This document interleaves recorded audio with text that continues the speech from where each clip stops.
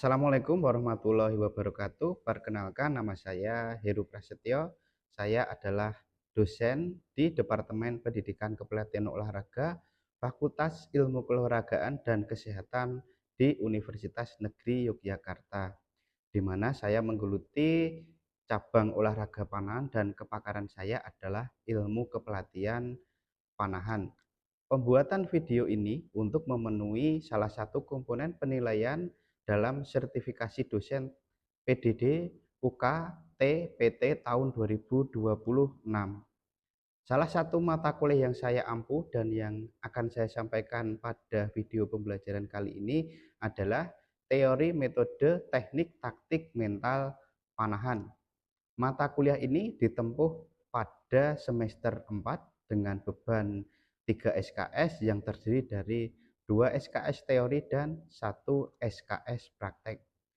Mata kuliah ini bersifat wajib bagi mahasiswa yang mengambil kecabangan ilmu kepelatihan panahan. Deskripsi mata kuliah ini adalah membahas konsep dasar dan pengembangan kemampuan dalam cabang olahraga panahan yang meliputi aspek teori, metode latihan, teknik dasar dan lanjutan, strategi pertandingan, serta pembinaan mental atlet. Selain itu, mata kuliah ini menekankan pentingnya kesiapan psikologis, konsentrasi, pengendalian emosi, motivasi, dan mental bertanding untuk mendukung performa atlet secara optimal. Capaian pembelajaran lulusan pada mata kuliah ini adalah yang pertama, mampu mengambil keputusan, bertanggung jawab, dan menyajikan beberapa alternatif solusi dengan tajam berdasarkan data, informasi, dan pertimbangan konsep serta prinsip ilmu kepelatihan. Yang kedua, mampu mengaplikasikan metode kepelatihan olahraga yang dipilih berdasarkan konsep dan prinsip ilmu kepelatihan olahraga. Dan yang ketiga, memiliki keterampilan khusus cabang olahraga dan mampu mempraktikkan cabang olahraga khusus sesuai dengan kaidah yang berlaku. Berdasarkan CPL yang dibebankan pada mata kuliah ini, maka CPMK pada kuliah ini adalah yang pertama, mahasiswa mampu memahami konsep dan teori latihan teknik, taktik, dan mental cabang olahraga panahan. Yang kedua, mahasiswa mampu memahami dan menjelaskan metode latihan teknik, taktik, dan mental cabang olahraga panahan. Dan yang ketiga, mahasiswa mampu mengimplementasikan dan menyusun program latihan teknik, taktik, dan mental cabang olahraga panahan. Pendekatan yang digunakan dalam perkuliahan ini adalah pendekatan saintifik dan berbasis praktik, student center learning, berpusat pada mahasiswa. Metode yang digunakan adalah ceramah interaktif.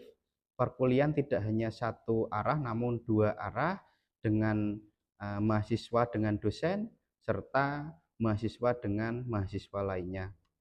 Selain itu, pembelajaran juga memanfaatkan LMS Bismart sebagai sumber belajar virtual dan juga sebagai forum diskusi secara online dimanapun dan kapanpun dapat diakses.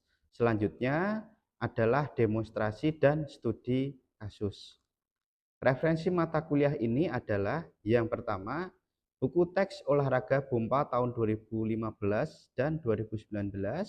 Yang kedua, buku archery training dari Kim Yung Tak. Yang ketiga, jurnal ilmiah atau artikel hasil penelitian tentang panahan. Yang keempat, sumber multimedia digital yang menggunakan video pembelajaran dari atlet atau pelatih profesional serta dapat diakses dari sumber YouTube yang terpercaya.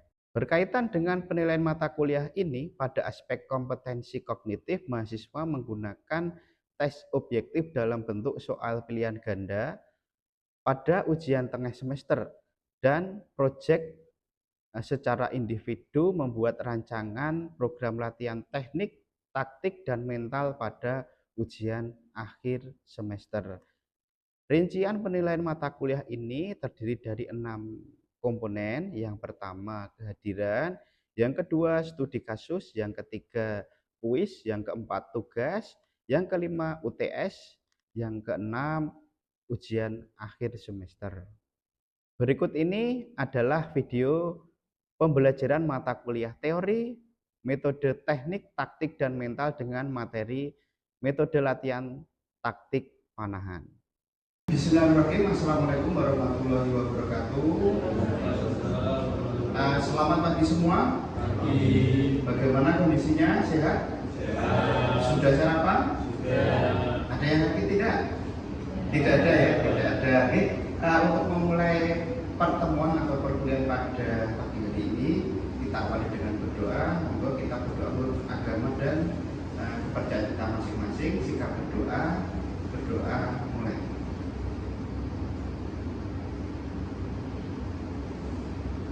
Cukup?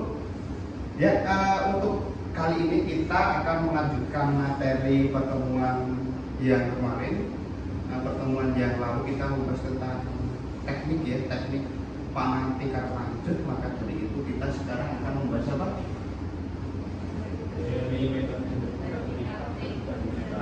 Oke, ada teknik, taktik, dan mental. Berarti setelah kemarin kita teknik, berarti kita sekarang taktik, seperti itu. Jadi kita ketahui ya, semua olahraga itu pasti akan memerlukan taktik, karena tiada taktik maka pertandingan akan sulit berjalan sesuai dengan rencana. Itu ya. Jadi kalau misalkan panahan, ada yang bisa mencontohkan salah satu taktik dalam panahan, misalkan Mas Arul? Contohnya kalau misal ada angin, anginnya ke arah kanan, mungkin kita bisa nembakin agak ke kiri supaya nanti pas arah panahnya lepas bisa ngikutin angin tetap ada di panah. Oke, betul sekali. Contohnya ketika ada angin, jadi ketika ada angin tidak mungkin kita membidiknya itu pada titik kuning. Kita akan membidik melawan arah angin, seperti itu. Gitu ya. Sekarang apa itu taktik? Ada yang bisa menjawab? Angkat tangan. Monggo Mas Adi. Oke, kalau kita bicara taktik dalam olahraga itu, kita tidak jauh-jauh dapat membahas tentang bagaimana caranya membaca situasi pada saat pertandingan dan juga memilih strategi yang efektif, lalu juga serta menyesuaikan tindakan untuk mencapai sebuah kemenangan. Oke, jadi endingnya taktik itu untuk kemenangan ya. Jadi taktik itu bersifat dinamis. Ada kondisi lingkungan, kondisi atlet, entah itu fisik, mental. Jadi taktiknya itu akan selalu dinamis dan berubah-ubah. Sekarang saya pengen tanya, mengapa atau taktik dalam panahan itu apa? Monggo Mas Arul. Jadi kalau taktik dalam panahan sendiri itu biasanya gimana sih strategi atlet dalam panahan untuk di berbagai situasi atau kondisi, terutama di lapangan, karena di lapangan juga situasi nggak bisa diprediksi seperti itu. Jadi tujuannya sendiri untuk memperoleh hasil yang maksimal gitu. Oke, untuk memperoleh hasil yang maksimal, betul sekali. Jadi meskipun pangan itu olahraganya itu statis, diam, tapi itu perlu sebuah taktik untuk mencapai akurasi atau presisi. Itu ya. Tepuk tangan dulu untuk Mas Arif dan Mas Adi. Ini kita akan masuk ke slide materi ya. Jadi ini dua pemana hebat Indonesia. Yang satu namanya Rio Ega, yang satu itu namanya Dede Teresia Dida. Jadi kalau yang Rio ini sudah sekitar 20 tahun di pelatnas, kebetulan angkatan saya ketika dulu jadi atlet. Jadi anaknya itu sekarang kami latih, anaknya Rio Ega itu masih kecil. Jadi saya beberapa kali bertemu dan berdiskusi terkait dengan bagaimana menjaga performa agar selalu di peak atau di golden performanya itu. Jadi salah satunya itu tentunya taktik. Karena usia tidak akan tidak akan berbohong mempengaruhi kondisi fisiologis seorang atlet. Maka dari itu efektivitas, lalu bagaimana cara kita memanah, penggunaan energi. Nah, itu salah satu nanti bisa dikaji dalam taktik panahan. Nah, ini salah satu pemanah alumni kita, alumni FIKK angkatan 2017, namanya Prima Wisnu, ya, dimana dulu final SEA Games 2017 dia itu kalah, skornya kalah. Tetapi pada akhirnya dia bisa memenangkan karena perjuangannya yang hebat. Jadi ada taktik tertentu, jadi dia tenang, tidak mengikuti ritme dari lawannya. Dia akhirnya dapat emas tahun 2017. Jadi betul ya, jadi bagaimana menembak dengan benar itu teknik, kalau taktik itu bagaimana menggunakan teknik secara strategis. Nah, kita akan melihat sebuah video, akan saya persingkat ya. Ini perebutan tiket Olimpiade di Perancis. Yang belakang ini anak PKO, yang depan itu Jepang. Jadi perebutan, kalau yang menang itu dapat tiket otomatis ke Olimpiade Prancis kala itu. Jadi skornya itu sampai akhir itu sama, skornya sama. Namanya yang PKO ini mahasiswa saya atau kakak kelas teman-teman itu namanya Ariubi Pangestu. Jadi ini memperebutkan tiket Olimpik seperti di kejuaraan dunia. Nah, ini nanti bisa dilihat ya, saya akan percepat. Ini tinggal satu anak panah. Nah, kita menembak shoot off. Nah, satu anak panah dihitung nilainya yang paling tinggi nanti dia yang menang. Gitu ya. Nah, coba nanti disimpulkan bagaimana atau taktik apa yang digunakan atlet Wipan itu pada match kali ini.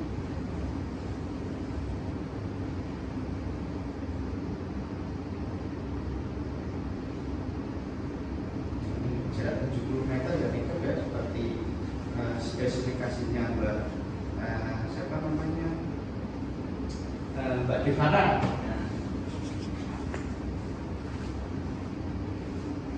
Nah, ini diganti ya lapis targetnya karena shoot off. Sepertinya teman-teman sudah terbiasa ya melakukan shoot off seperti itu. Jadi ini mungkin bisa menjadi apa ya, sumber atau referensi kita dalam ke depan kita melatih atlet.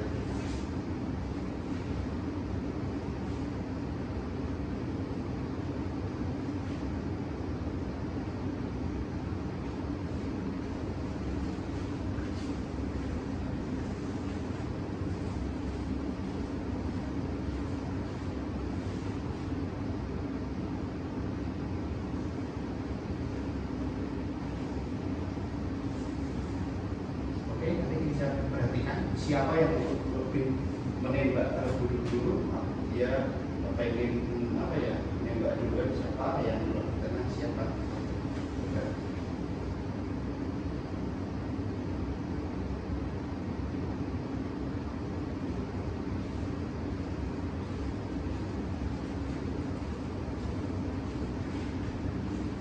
Oke, ini masuk 9 ya, 9. Coba nanti Arif masuk.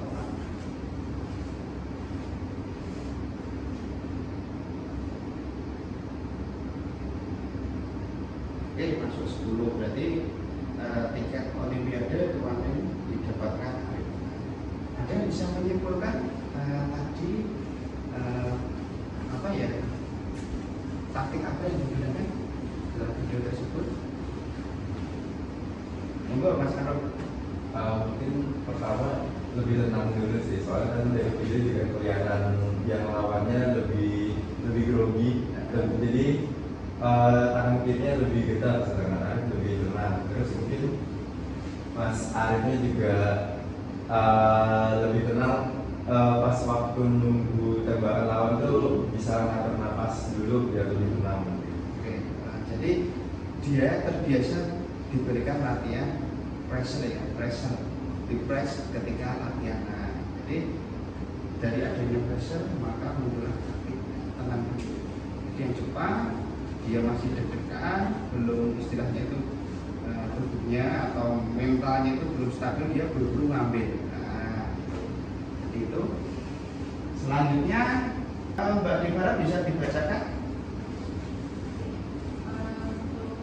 Benchmark training adalah latihan tanding langsung antar atlet dengan format pertandingan sesungguhnya. Fokusnya adalah taktik melawan lawan, bukan sekedar saling bunuh. Nah, untuk tujuan melatih atlet, yang pertama untuk membaca lawan, kemudian mengatur momentum, dan yang terakhir menyusun strategi berdasarkan skor lawan. Dan untuk karakteristiknya sendiri, yang pertama ada format latihan 1 lawan 1, kemudian tim lawan tim, kemudian round robin, dan yang terakhir ada elimination bracket. Oke, jadi ini ditandingkan 1 lawan 1 ya. Kira-kira ketika kita terbiasa melawan one by one itu kira-kira kita apa ya, semakin menjadi pemberani tidak? Semakin tidak, iya ya. Jadi ketika kita terbiasa dilawankan, jadi 1 lawan 1, nah, meskipun kalah pasti ke depan itu bagaimana yang kalah ini bisa menang, gitu ya. Nah, ini ya match play training. Lalu yang terakhir, tolong Mas Yari dibacakan. Scoring game adalah metode latihan aktif berbasis permainan skor tertentu untuk meningkatkan motivasi, konsistensi, dan strategi.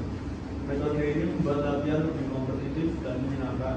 Tujuannya yang pertama meningkatkan konsentrasi, yang kedua meningkatkan konsistensi grouping, yang ketiga meningkatkan motivasi latihan, dan terakhir melatih strategi skor. Untuk scoring game pertama target score challenge, target capai 56 poin dalam 6 periode. Jika gagal, ulangi. Tujuannya melatih konsistensi. Oke, jadi ini scoring game ya, teman-teman. Nah, misalkan teman-teman ini mana semua dengan 3 anak panah. Siapa poin terendah tereliminasi.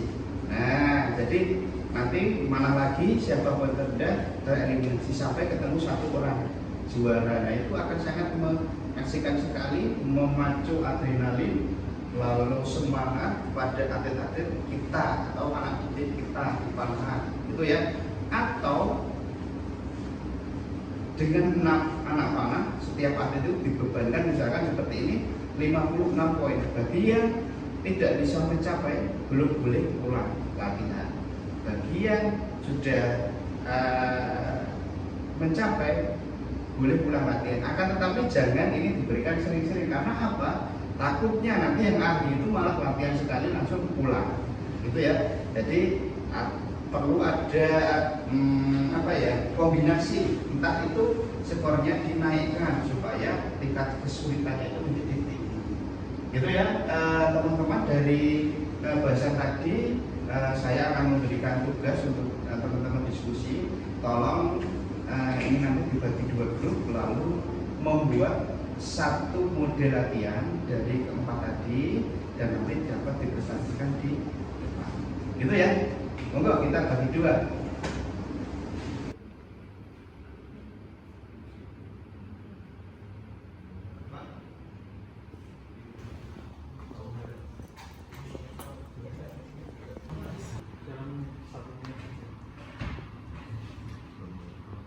Oke, selamat pagi teman-teman semua. Pada kesempatan kali ini saya mau sedikit mencontohkan atau menjelaskan yang tadi sudah dikerjakan sama teman-teman juga ya, kelompok.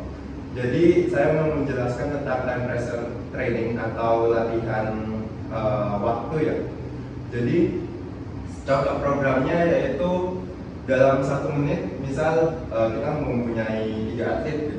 Dalam 1 menit kita harus menembakkan 10 anak panah. Nanti entah tercapai atau enggak, misal tercapai, atlet tersebut bisa langsung selesai atau istirahat, atau kalau belum, yang belum selesai itu harus mengulang lagi, begitu terus sampai sesi-sesi berikutnya.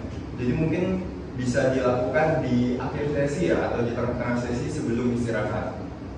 Jadi penentuan istirahatnya atau selesainya bisa menggunakan games tersebut. Mungkin itu bisa membuat satu sisi untuk latihan waktu, tapi untuk apa ya, bisa dalam bentuk senang-senang atau happy-happy kayak gitu juga. Ini seperti itu. Oke, baik, tepuk tangan dulu. Yuk kita kembali ke tadi semula. Teman-teman, presentasi dari kelompok 1. Nah, solusinya menggunakan model latihan time pressure yaitu ini. Jadi dengan tekanan waktu atau itu akan terbiasa memiliki kompetensi, dia akan bisa melepaskan 5 makanan dalam 1 menit. Bagi ada yang tidak terbiasa, dia pasti tidak akan bisa melepaskan 6 makanan dalam waktu 1 menit. Itu pasti, gitu ya. Lalu ini kesimpulannya yaitu simulasi pertandingan itu melatih adaptasi kompetensi. Lalu match play training itu melatih apa? Strategi melawan lawan. Lalu time pressure training, oke, melatih keputusan cepat. Lalu scoring game, melatih strategi skor dan motivasi, gitu ya. Nah, jadi nanti diskusikan ini. Yang pertama, mengapa simulasi pertandingan itu penting. Yang kedua, apa kelebihan match play dibanding latihan biasa. Yang ketiga, mengapa tekanan waktu dapat mempengaruhi akurasi. Dan yang keempat, bagaimana scoring game membantu pengembangan taktik. Nanti tolong didiskusikan, bisa nanti di taman atau di kantin. Dan minggu depan kita akan membahas terkait ini. Dan nanti akan pertemuan pada praktek kita akan mempraktekkan keempat metode taktik tadi. Seperti itu ya. Ada pertanyaan? Tidak ada sekarang? Ada? Ya. Bahas terkait pressure atlet. Iya. Misal kalau atlet panahan sendiri, Iya. dia tuh punya nggak sih strategi bagaimana caranya dia melawan tekanan dari supporter lawan? Oke. Oh, ketika ada basis one by one ya Mbak ya, karena ya jadi ini ya Mbak dan teman-teman, pasti ketika kita memahami itu ada distraksi atau gangguan. Jadi distraksi itu bagaimana kita bisa menangkap lewat indera penglihatan, pendengaran, atau penciuman, atau perasaan. Kalau teriak itu, indera yang menangkap itu paling signifikan indera apa? Pendengaran. Nah, pendengaran. Jadi kalau ada distraksi teriak-teriak, kita harus betul-betul fokus. Kita abaikan bahwa suara itu ada. Maka dari itu ketika latihan taktik one by one ini sangat penting. Jadi mengundang orang banyak disurai. Nah, itu akan membuat atlet itu terbiasa. Jadi tanpa adanya simulasi tersebut akan sulit Mbak Devana seperti itu. Jadi perlu ada simulasi atau tryout lewat pertandingan seperti itu. Jadi supaya atlet itu ketika disurai dia tidak dengar, dia tidak punya. Karena ketika fokus kita itu diganggu, pasti akurasinya akan jelek atau menurun. Itu ya. Ada pertanyaan lagi? Tidak ada? Tidak ada. Kita ketemu lagi minggu depan ya. Semoga semuanya sehat dan selalu diberikan kemudahan serta rezeki yang melimpah oleh Tuhan Yang Maha Esa. Amin. Sebelum saya tutup, persensi dulu ya. Persensi untuk topiknya ABCD. ABCD silahkan dimasukkan topiknya ABCD. Semoga supaya sehat dan jangan lupa tetap latihan karena tahun depan atau tahun ini kita akan ada event. Tahun ini itu ada Asian University Games dan tahun depan ada Pomnas Panahan. Semoga semuanya lolos. Amin. Sekian. Wassalamualaikum warahmatullahi wabarakatuh.